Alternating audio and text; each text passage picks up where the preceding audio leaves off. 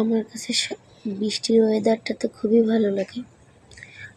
বৃষ্টিতে ভিজতেও ভালো লাগে। আবার সকালবেলার ওয়েদারটা তো ভোলার মতন না, আর বলার মতনও নাই।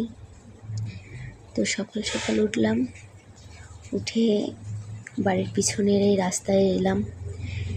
এই রাস্তার মাথায় অনেক কাশবন, অনেক কাশফুল হয়েছে, অনেক কাশবন আছে। তো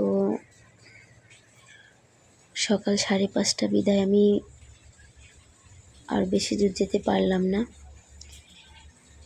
কিছু দূর গিয়েই ভিডিওটা করলাম।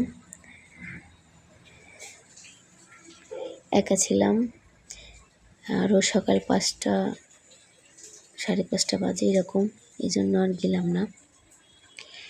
আর এত সুন্দর ওয়েদার, এখনও বৃষ্টি পড়ছে, টিপটিপ বৃষ্টি পড়ছে।